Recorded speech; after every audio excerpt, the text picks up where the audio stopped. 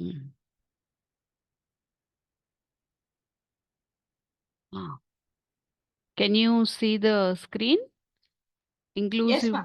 Inclusive practices.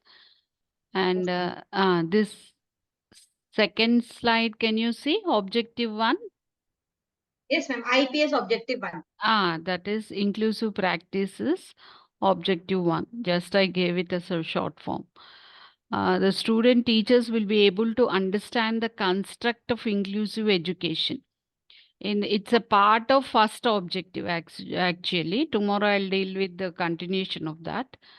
Actually, when we say construct, it is something regarding built. Hmm? So built or building, whatever we say, regarding that, we say it as a construct. So what is IE built of? Actually, the first sentence is given for you all, but thinking over it, what is inclusive education built of? Just a short form of IE, inclusive education, and how IE is built, and what is the purpose of building this IE, inclusive education?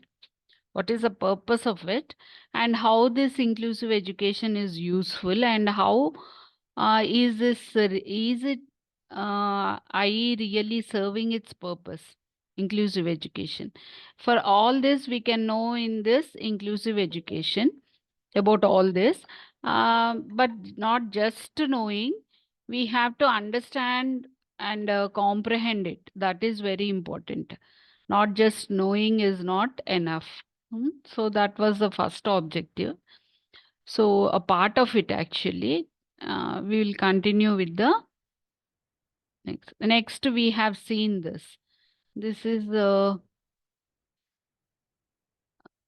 in the which book you are following? This is Neil Kamal book. In that it is given marginalization, regarding marginalization, and we have seen the definition. 1 minute, ma.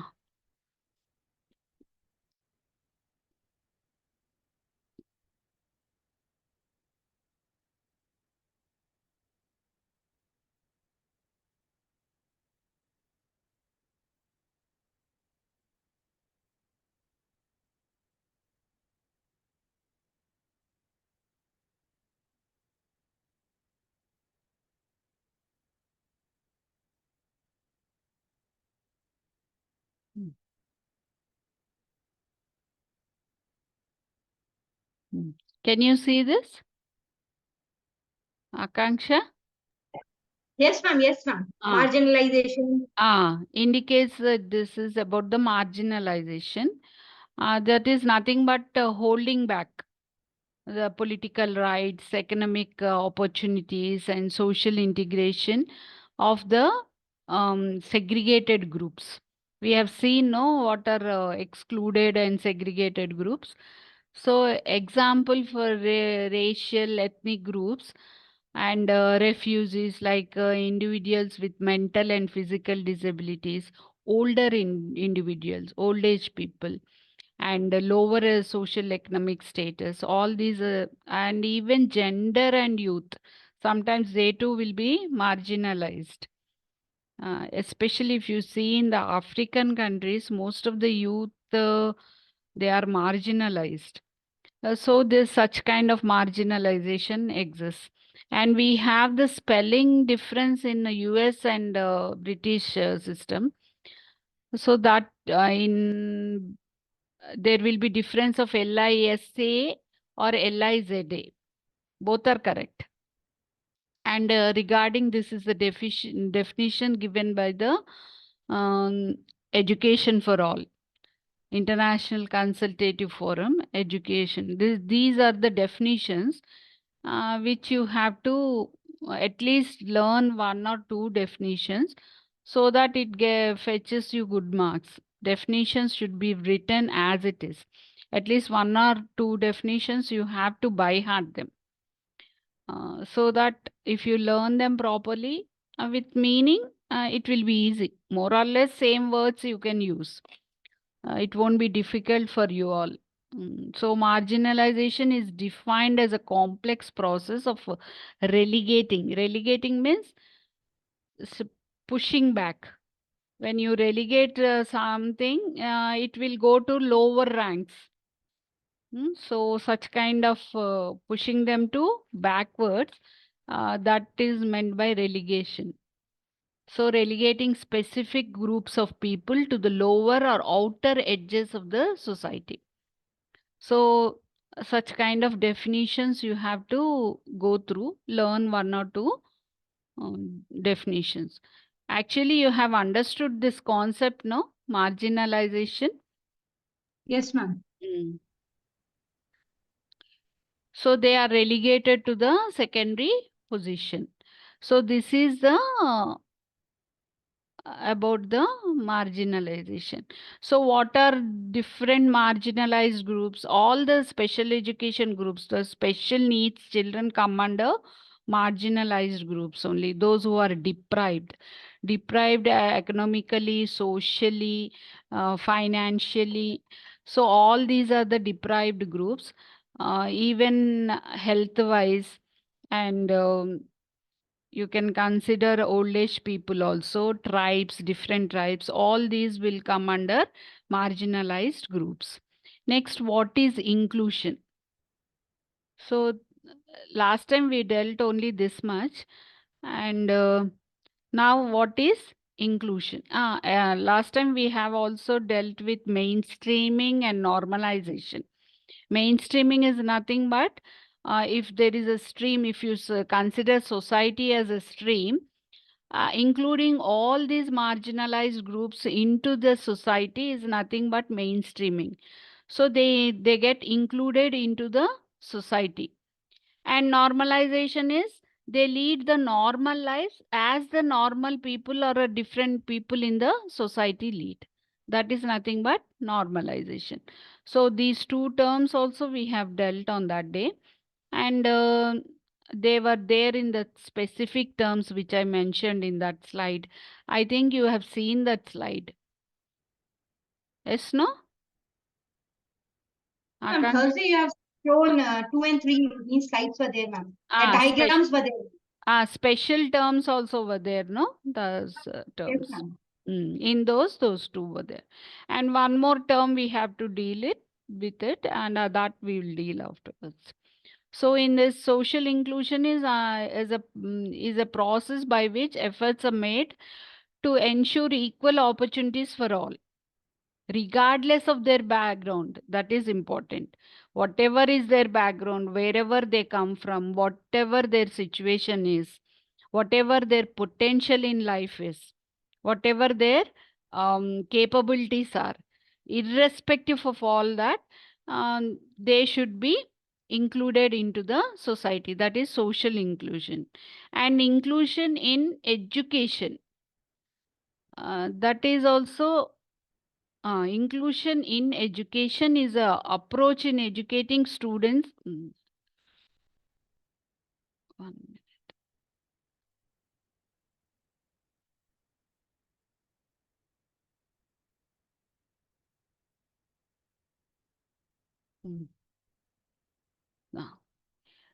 Inclusion in education is an approach to educating students with special education needs. So students with special needs, special needs students, all of them with different types of disabilities. We have seen the difference between disability, handicap, and impairment also. You were there in that class, no, Akanksha? Yes, ma'am. Yes, ma'am. So here all those students will come with impairment and with disability and the handicap. So impairment leads to disability, disability leads to handicap. All these are interconnected. So this is society created situations for the handicapped people. Okay, they are the situations created by the society to the handicapped, I mean children or persons. It is not because of their impairment. Society should mold itself in order to accumulate them, I mean inculcate them into the society. So this is the definition of inclusive society. Society for all, in which every individual, each with rights and responsibility, has an active role to play. So now we will see inclusive education.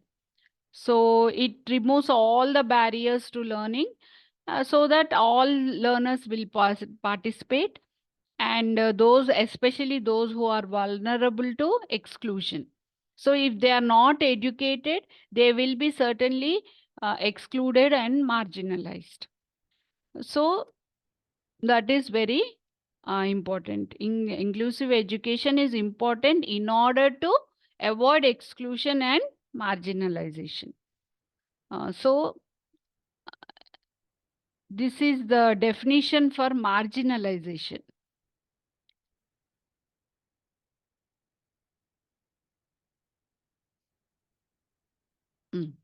In sociology, marginalization is a social process of becoming or being relegated to the fringe of society. So this definition, you can write it. So you should be thoroughly prepared with the marginalization definition and inclusion definition also. So it is used across all the disciplines, mainly education, sociology, psychology, politics, and economics. This word is used as, term is used, marginalized. So these are a group of people who are excluded from full participation in the society. So this is what we have dealt on Friday. So today we will see the principles of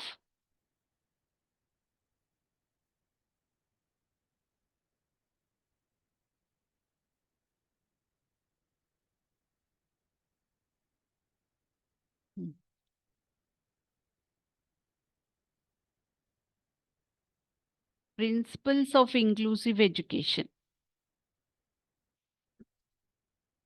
Can you see this slide, ma? Yes, ma'am. Yes, Akansha. ma'am. So this is inclusion in education, refers to the practice of ensuring that all students, regardless of their abilities or backgrounds, have equal access to education and are fully integrated into the general education classroom. So they are integrated into the classroom. That is inclusion in education. Now we have to go for the principles. Can you see this principles in inclusive education? Yes, ma'am. Yes. Access, equity, relevance, participation, and empowerment. These are the 5. These are very important. They will certainly ask this question, principles in inclusive education. You can take it for granted.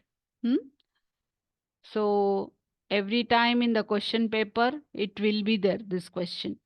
So principles in inclusive education. These 5, if you write, it's enough. It depends upon the questions. Whether that is short question or long question. So access, equity, relevance, participation, and empowerment. So one by one, we'll go through it. First, we'll go with the equity principle. Now, what is equity? Equity in education is inclusion is closely tied to the principle of equity. So both are like without equity, you cannot have inclusion. Without inclusion, equity cannot work out.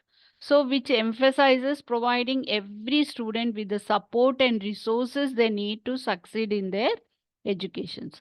That is, what is the support? Support regarding the education and resources. What is the support here by the teachers, specially trained teacher? with different techniques for the special needs children.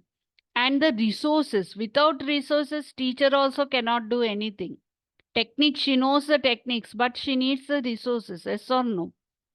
Without a laptop or without a PowerPoint, if you are asked to teach in the classroom using the technology, you cannot use, yes or no? Even though you know about the technology, without a resource, you cannot do anything in the classroom.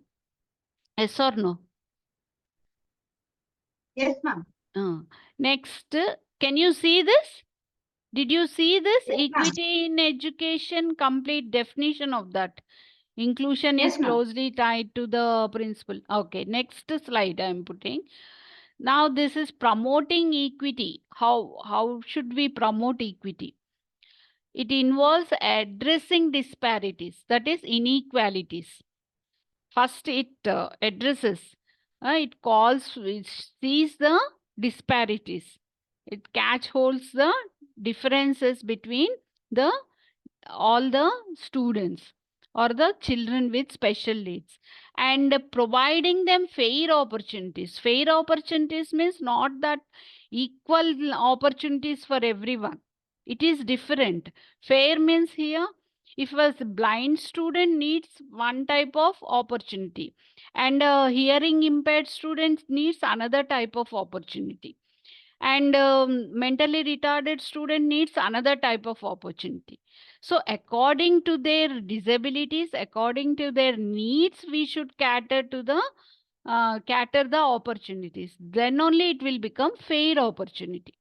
Have you understood this?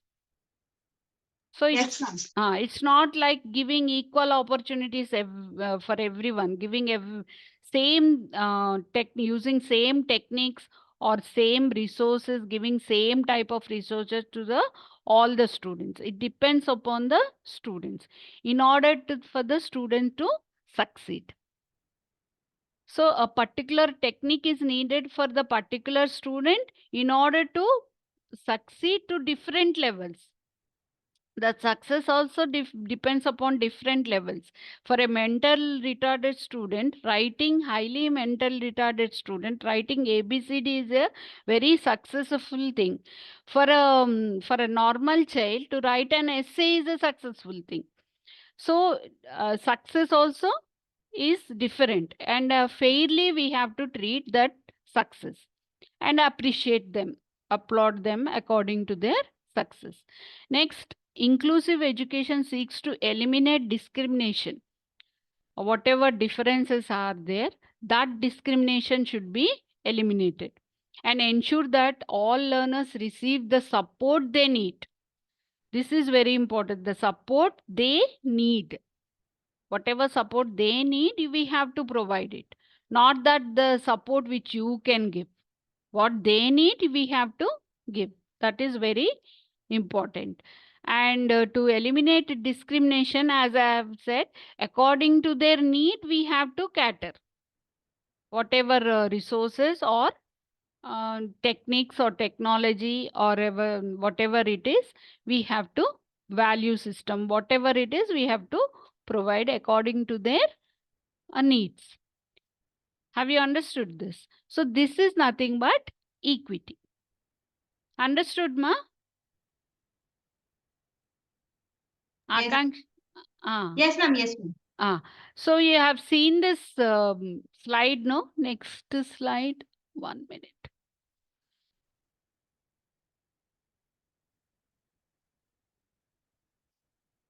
Can you see this slide?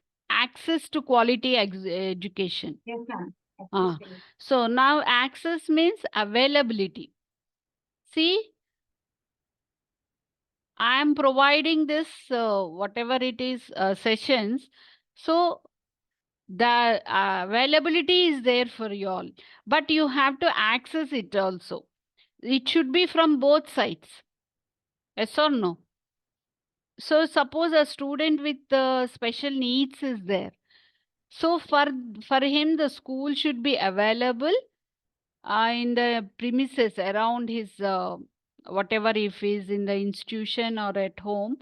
in the surrounding premises only, he should be given the education. So school should be very nearby to him. And second thing is, education should be relevance of 1 second. Can you see this slide? Ensuring access. Yes, ma'am. Ensuring access to quality education for all students, regardless of their abilities or background, is a fundamental aspect of inclusive education. It involves removing barriers and providing necessary support for every learner. So whatever barriers, we'll go through the barriers again. Barriers is a separate section. Tomorrow we'll go through that. So removing such barriers, whatever obstructions, barriers are nothing but obstructions. We have to remove them in order the student to learn something, have the good learning experiences. For them to education should to reach the students. So ensuring access to quality education for all students, regardless of their abilities or background. So this is the now can you see this diagram? I mean image. Yes, ma'am. Yes. This is nothing but Being equity.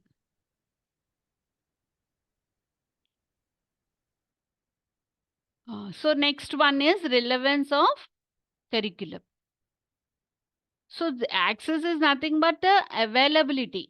Education should be available according to their needs. Now, relevance of curriculum. Curriculum should be relevant for them. That is not only curriculum, learning experiences according to the diverse needs of the learners. Can you see this slide, Ma? Did you see this relevance of curriculum? Yes, ma'am. Yes, ma'am. Creating a curriculum. Okay. Next one is creating a curriculum that is relevant to diverse learners. Learning experiences and backgrounds is crucial for inclusive education. So depending upon the backgrounds of the students, learning experiences should be created for the students. That is important. So learners are diverse. They are different. We have seen in different areas that we have seen the different learners. The lot of differences are there, individual differences. Apart from general individual differences, we have special differences. According to their differences, learning experiences should be framed, created, depending upon their backgrounds. This is crucial. This is very important for the inclusive education. So why? It makes the learning meaningful and engaging for all students equally. See, for hearing impaired student, you will give a certain type of learning experience.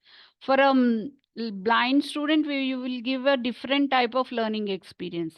That will be meaningful for the particular student. So that meaningfulness and making them engaged in that activities brings out good learning experiences among them. So this is very important. Curriculum should cater to their specific needs and making. Now, can you see this active participation? Yes, ma'am. Have you understood, Ma Akanksha? Yes, ma'am. Yes, ma'am. Next one is encouraging participation. You can see this slide now. Encouraging. Yes, ma'am. Participation of all students. Yes. In classroom activities and decision making process. So participation of all students. Generally, some students will be feeling inferior to come out and to participate in the activities. So we have also dealt with one concept, that is interest versus inferiority. We have seen, no?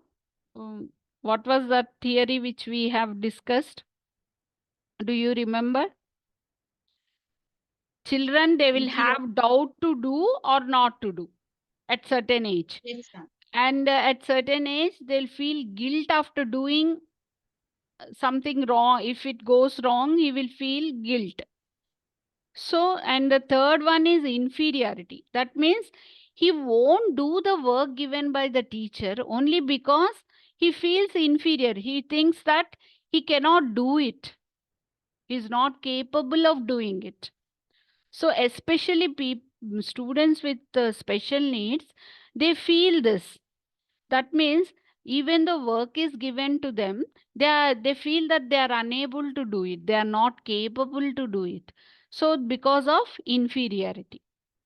So that should be seen by the teacher. That is very important. Teacher should consider that.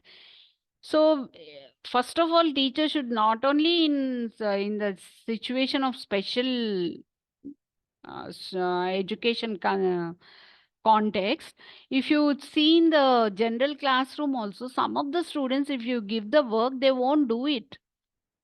And what we will think, because of their carelessness or because of their negligence, they haven't done the work. But this also might be a reason. You should consider this reason also. Maybe they're thinking that they are not capable of doing it because of some kind of inferior feelings. Because teacher might compare with the bright students' work with their work, and she might criticize them. That might be their feeling. So they altogether they will avoid doing the work only. So such kind of special cases also will be there in classrooms. What we think, generally we think they are negligent and we go on beating them or giving punishment to them, complaining to the higher authorities. It's all of no use. So you should find the reason, sort out the reason why they are behaving like that. So, participation, encouraging the students to participate, this is very important. So inclusive education especially values the contributions of every learner to the school. Every learner, whatever he does, with all kinds of special needs. See, they may prepare just a card. It might be like, even though he's an 8th class student, that card seems like a LKG student worked out. I mean, first class student, if he draws something, it might be like that. If he is an MR student, MR means mentally retarded student. Even though that will be contributed to the school. I mean, every learner has some or the other contribution to the school. Teacher should see that. Contributions to the school. Next one, a sense of belonging should be there. A sense of belongingness in them, the students, in the inclusive classroom. They should feel that they belong to the classroom. And all the classmates belong to them and they belong to the entire classroom. This type of belongingness should be there. Next one, last one is empowerment. So can you see my slide? Through education. Empowerment through education.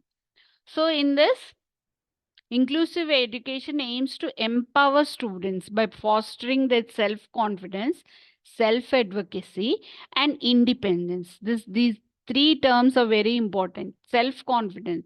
First of all, you should remove all the inferior feelings in them, and they should feel confident that they can do something. They can make a difference in the society, in the classroom, first of all. To the teacher, first of all, whatever they want to do, whatever they do, they seek the recognition of the teacher. Yes or no? So their self-confidence should be awakened. I mean, they should feel confident doing anything. And they should be able to say something, express something. If they feel bad, they should be able to tell that. If they feel happy, they should be able to reveal that.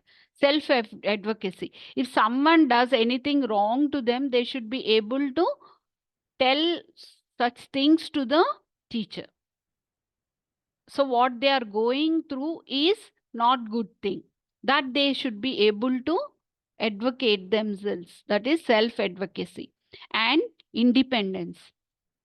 So they should not in some cases they might be dependent to certain extent, but to certain extent they should be independent also.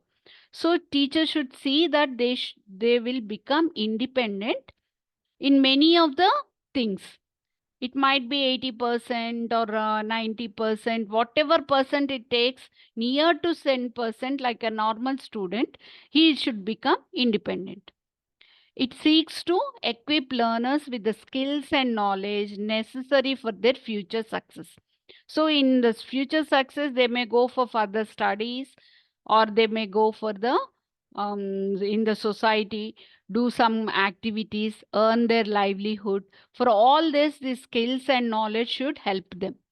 So all this will come under empowerment. That means empowering them. Now, can you see this last slide, ma? Yes, ma'am. Inclusion in education refers to the practice. Yes, ma'am. Of ensuring that all. Can you read this for me? Yes, ma'am. Yes.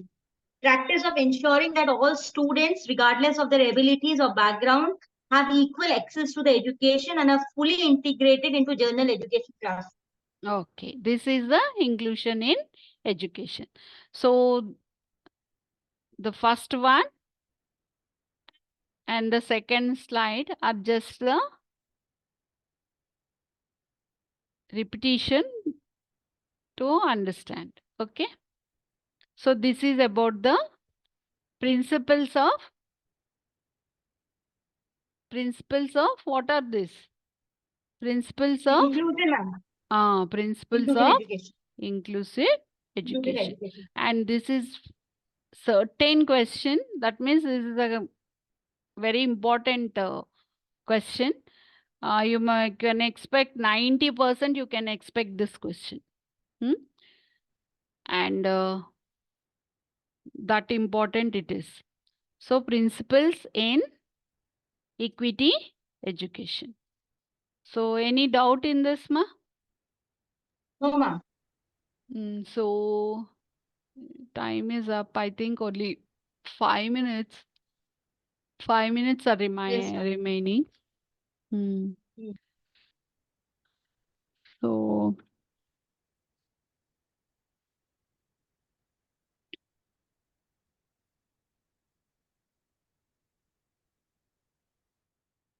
we have seen laws of learning, no? Just I told you first law of learning.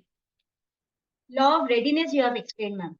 Law of readiness. Second one is law of practice, that is use and disuse.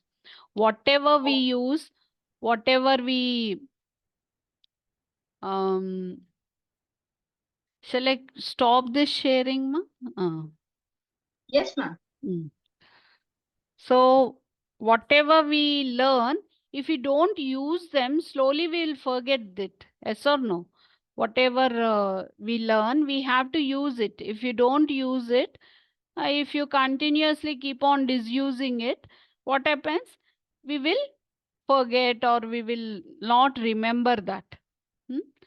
So practice is very important. Whatever they, especially maths and physical sciences. Next, third one is reinforcement.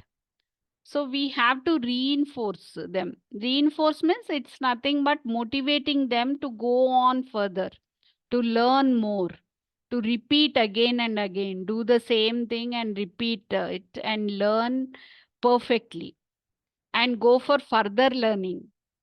That kind of reinforcement should be given by the teachers. For LKG and UKG students, if you give, after giving good response, if you give one chocolate, they will be happy. For the middle school children, if you write good, very good, that will be reinforcement for them. Again, they will write neatly and they will bring. If you ask them to write neatly and tell them that you will put good for in their notebooks, they'll write and they'll bring.